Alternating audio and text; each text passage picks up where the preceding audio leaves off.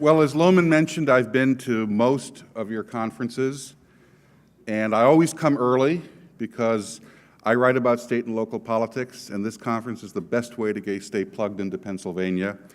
And I just want to say to Fred Anton and Lohman and all of the people who made this conference possible, I have never heard such an impressive roster of speakers than at this conference. And you haven't even gotten to James O'Keefe yet.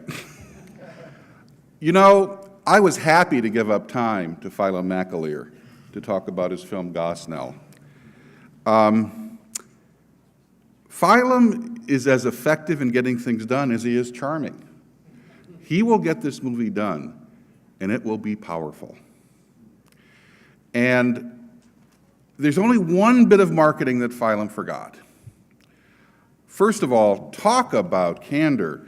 He doesn't want your $10. He doesn't want your $20. He wants $1. How can you say no to that? But you're going to forget, some of you. Take out your smartphone and send a message to yourself. Send $1 to Philo and Ann. Just send that message. That'll remind you.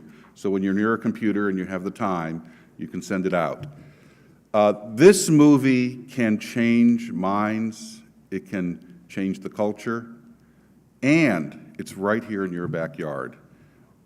It's an opportunity you can't afford to pass up.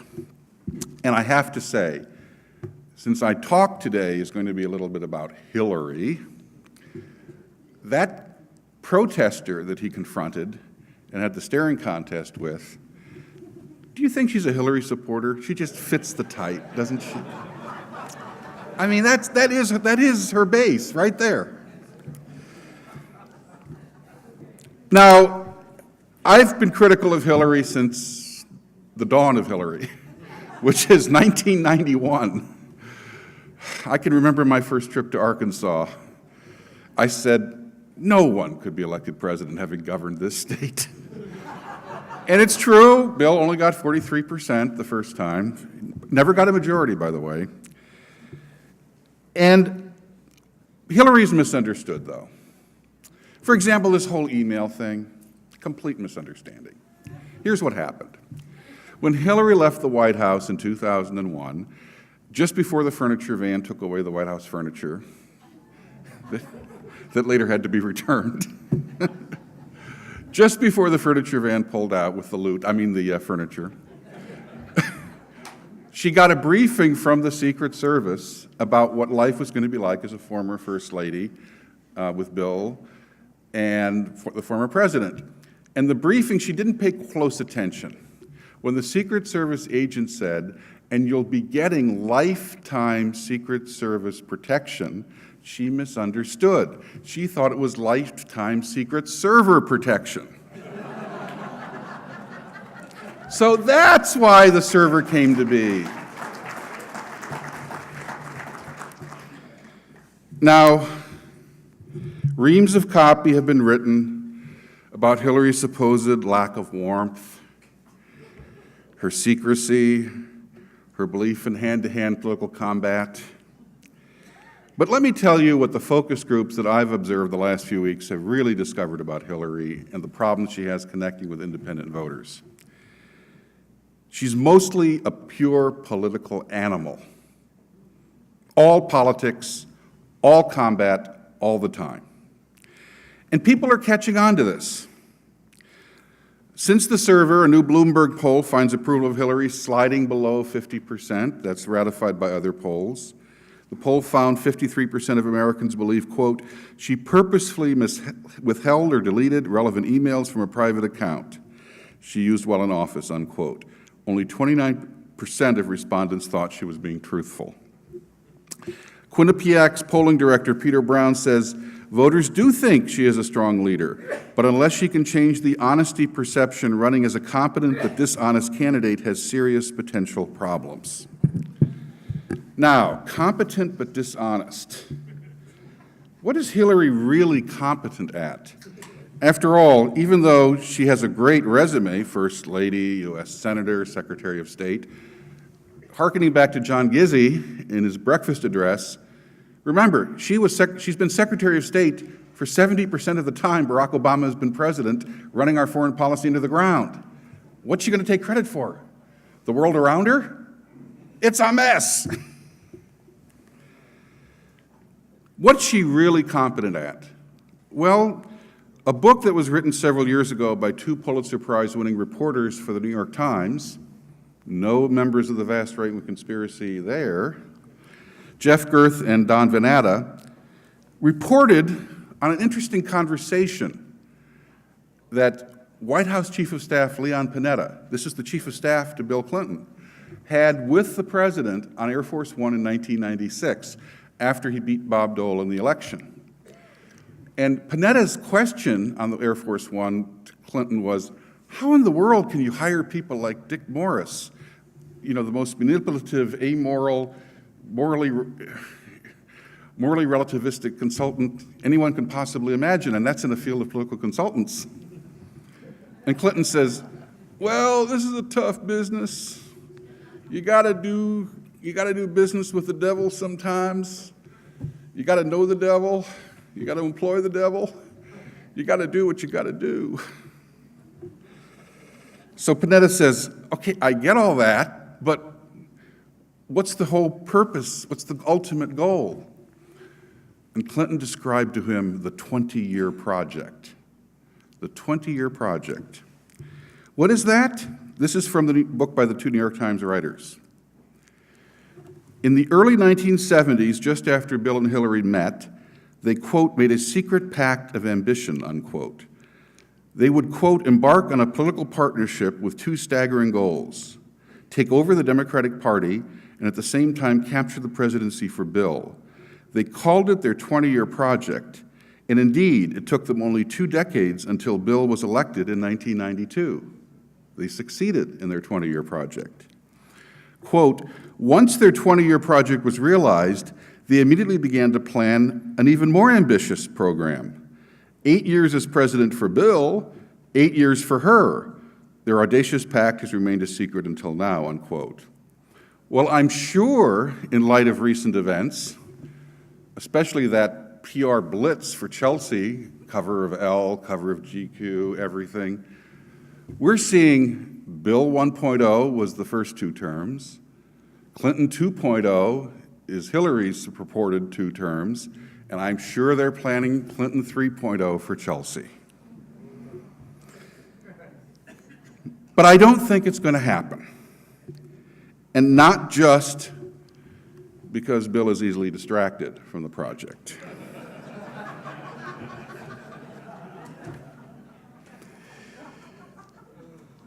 I think Bill is the best candidate you can possibly imagine. I will never forget the first time I met him. He looked at me straight in the eye, and if you've heard the old story, he can pretend that there's nothing else in the world except you when he's talking to you. And I literally felt being pulled in by a tractor beam. And I'm pretty good at withstanding blandishments from politicians. I go into this with quite an amount of cynicism. But Dick Morris, who is not necessarily reliable on everything, but is reliable on the Clintons, he says he has an internal radar that within 40 seconds of meeting you, he can figure out exactly where you're coming from, what you're likely to want to hear, and how he's supposed to tell back to you what you want to hear. He's amazing. He also is unburdened by the truth. There's an old saying, if you can fake sincerity, you can do anything. No. If you have no conscience, you can do anything. He was our first existential president. What do I mean by existential president? People would go into the Oval Office, let's say there's an issue that's before Congress, so he brings in groups of people to convince them to vote a certain way in Congress. He would bring in a group of congressmen at 10 a.m. and tell them A, at noon he'd have lunch with a second group and tell them B, and at 2 o'clock he'd have a third group in and tell them C.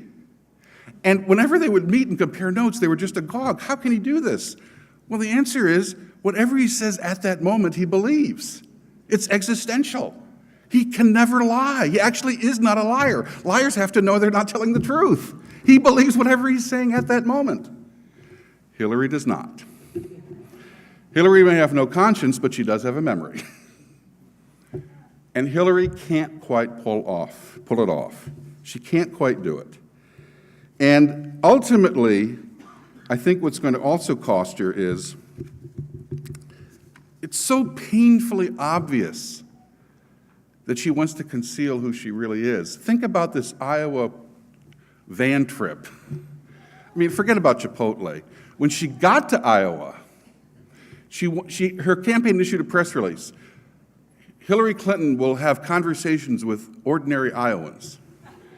Well, apparently, except for 2 people who wandered into a meeting by accident, all of them were handpicked by the Clinton campaign. When she went to the local community college, I talked to one of the students there who had been a Hillary supporter in 2008. He was old enough even then to vote for her. And you know what? Everyone at the community college who was in class at the time she arrived was put into lockdown. They couldn't leave the classroom. They were prisoners because of, quote, security reasons. So she would stride down the hallways, which are completely devoid of people because everybody's in lockdown.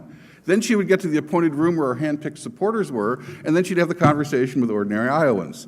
And, of course, a few reporters who would dutifully transcribe the results. Does she really think she can do this for 21 more months? Apparently.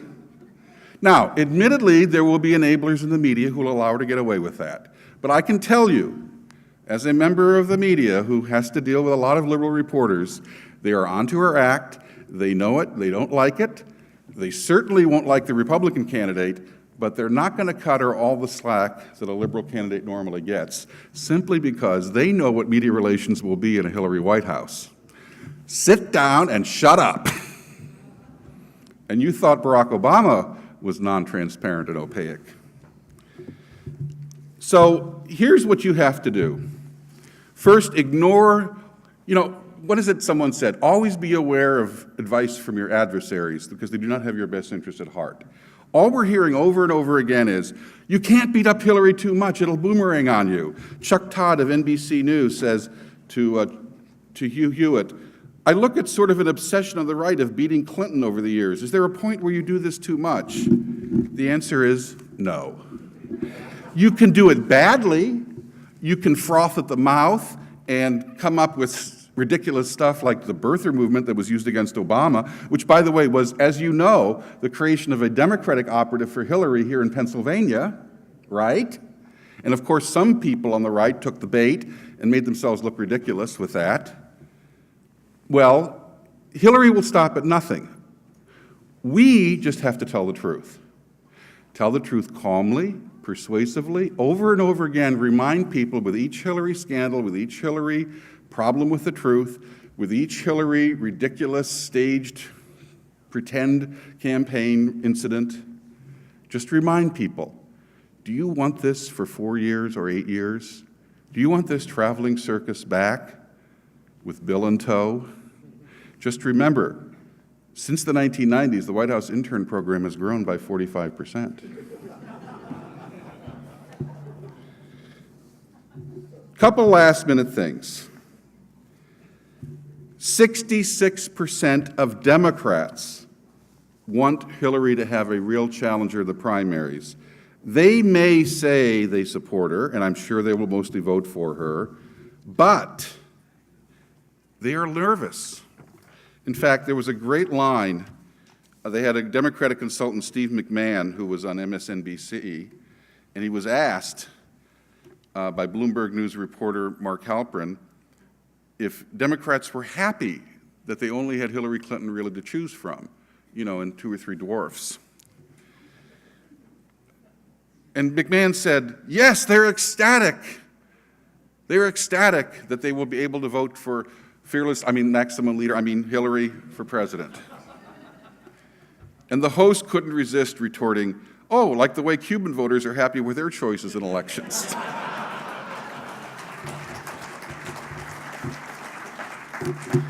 I know Pennsylvania has not voted against a Democratic candidate for president since, the late 80s.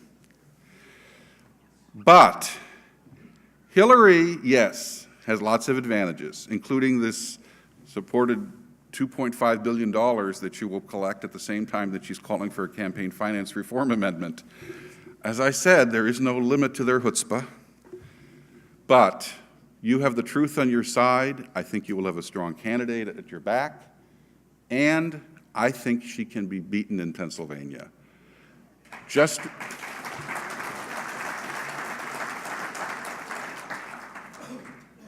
remember, yes, it was Obama who got into trouble when he talked about people clinging to their guns and religion in Pennsylvania. I grant you that. It was Obama who got into trouble. Do we think that Hillary thinks any differently? Of course not. She is culturally not a fit for Pennsylvania. She is philosophically not a fit for Pennsylvania. She is not temperamentally a fit for Pennsylvania. You can beat her. All you have to do is tell the truth, and don't be dissuaded by those who say you're not doing it because you shouldn't do it because it will harm your cause. That is precisely the advice that comes from the lamestream media that has over and over again proven that they don't know how to cover the Clintons, that they don't tell the truth. You can all be your own media outlets. And I'll leave you with this. Each of you has an email list of friends, families, neighbors, and relatives, probably at least 100, maybe up to 1,000. You can be your own publisher. Communicate with them, send them the articles that you see, that you like, that you think tell the truth. And here's why it's effective. There's lots of surveys out there in the marketing business that Cheryl Atkinson described to you last night, the AstroTurf business, measuring the effectiveness of messages. Why do these groups go to AstroTurf rather than direct advertising increasingly? Because of the believability factor. If people believe it comes from real people rather than from an ad man, they're going to believe it more likely.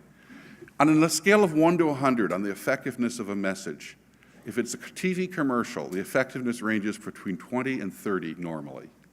But if it's a message from someone's friend, neighbor, relative, or colleague at work, the effectiveness ranges from 70 to 85. You can, with your audience, and not everyone in your circle is automatically a vote against Hillary. There are many people who are uncommitted. You, in your circle, can have more influence on this election than you can possibly imagine. You just have to harness it, you have to exercise it, and you have to finish the job, and don't ever let your foot off the pedal. And lastly, I will leave you with one other piece of advice for following the next 22 months. One of the Clintons' old and grizzled frenemies in Arkansas, who had been both their ally and their adversary, told me back in 1992, when Bill was running for president, just remember one thing: all Clinton rumors are true unless absolutely proven otherwise. Thank you.